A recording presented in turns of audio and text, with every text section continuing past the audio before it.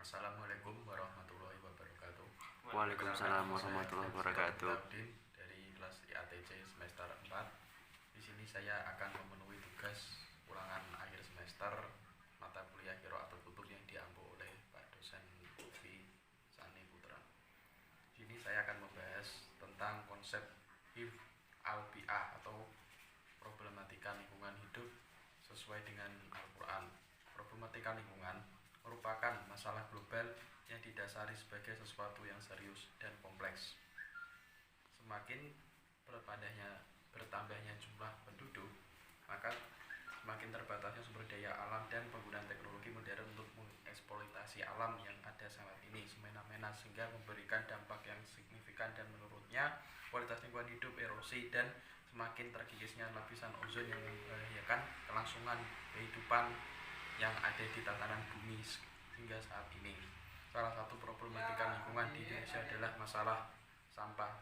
Sebagian orang masih memandang remeh masalah sampah ini, sehingga mereka dengan seenaknya membuang sampah di tempat sembarangan. Boleh jadi karena melihat bahwa Indonesia memiliki wajah yang luas dan subur, sehingga tidak merasa ada yang salah dan tidak memiliki andil terhadap kerusakan lingkungan yang diakibatkan sampah yang mereka buang.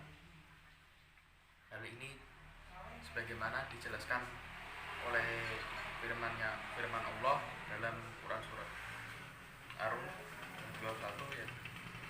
A'udzubillahi minasyaitonirrajim. Bismillahirrahmanirrahim. Dhuharul fasadu fil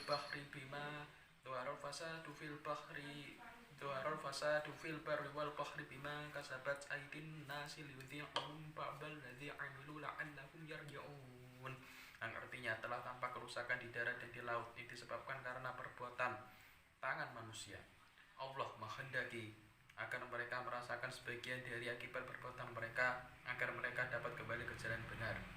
Adapun tafsirnya yaitu al-fasad secara bahasa menurut As-Hafani dalam Quran Siap telah dikeluarkan sesuatu dari keseimbangan, lebih sedikit maupun banyak. Kata ini digunakan untuk menunjuk apa saja baik jasmani maupun hal lain, yang juga diartikan antonim dari as-salah yang berarti manfaat atau berguna. Secara istilah para ahli tafsir ada yang membatasi al-fasid seperti Ibnu Abbas dan kawan-kawan memaknainya sebagai kerusakan di daratan menimbulkan anak Adam saudaranya Bani Habil. Maka ayat di atas secara jelas mengungkapkan bahwa kerusakan lingkungan yang terjadi adalah akibat ulah manusia itu sendiri, termasuk juga problematika sampah rumah tangga beserta dampaknya. Quran Siap dalam tafsir Al-Misbah juga menerangkan dosa dan pelanggaran atau fasid yang dilakukan manusia mengakibatkan gangguan keseimbangan di darat dan di laut. Sebaliknya mengakibatkan siksaan kepada manusia. Demikian pesan di atas, semakin banyak perusakan terhadap lingkungan, semakin besar pula dampak buruknya terhadap manusia. Semakin banyak keanekaragaman dosa manusia, semakin parah pula kerusakan lingkungan. Oke, itu aja yang dapat saya sampaikan kurang lebih. Dosa dan pelanggaran atau fasid yang dilakukan oleh manusia mengakibatkan gangguan keseimbangan di darat dan di laut. Dan selain ayat di atas juga disebutkan pada Quran surat Al-A'raf ayat 56 yang berbunyi A'udzubillahi minasyaitonirrajim. Bismillahirrahmanirrahim. Wala tufsidu fil ardi ba'da islahiha wad'uhu khaufan wa tama'an. Inna rahmatallahi qaribum minal muhsinin. Yang artinya, janganlah kamu berbuat kerusakan di bumi setelah diciptakan dengan baik. Berdoalah kepadanya dengan rasa takut dan penuh harap. Sesungguhnya nikmat Allah sangat dekat kepada yang berbuat kebaikan. Kedua ayat di atas ditentukan asbabun nuzulnya karena memang tidak semua ayat dalam Al-Quran memiliki asbabun nuzul secara tegas melarang bahwa bentuk kerusakan di bumi termasuk lingkungan, baik sedikit maupun banyak. Larangan tersebut secara tidak langsung memberikan pemahaman untuk memelihara lingkungan atau hifz al-bi'ah.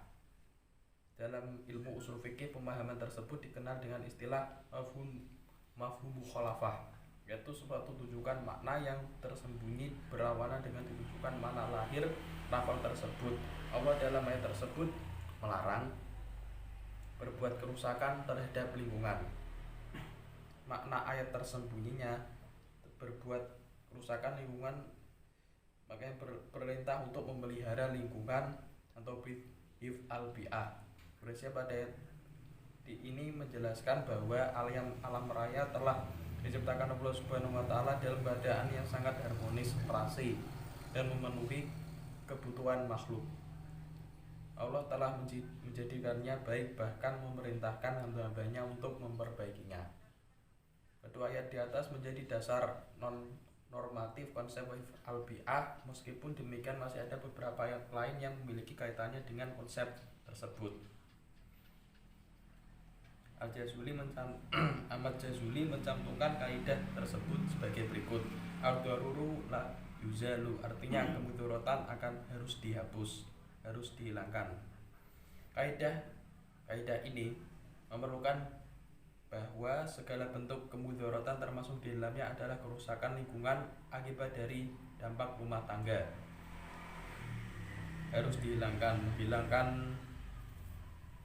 Menghilangkan kerusakan lingkungan berarti telah menjaga atau memelihara lingkungan atau hifz al-bi'ah, yang berarti juga menjaga agama, juga menjaga al-maqasid syariah.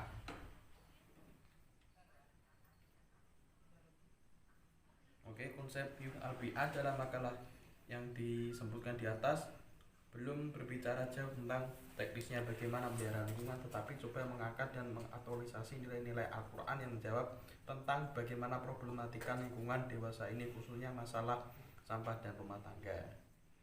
Oke, dari penjelasan saya di atas bahwa sangat pentingnya kita menjaga lingkungan, apalagi di Indonesia ini yang notabene-nya negara dengan luas lautan terbanyak di dunia, terus masih ada kekayaan alam berupa laut, terus mendapatkan julukan negara agraris, dan itu semua yang perlu disyukuri, apalagi dijaga oleh kita sebagai masyarakat Indonesia.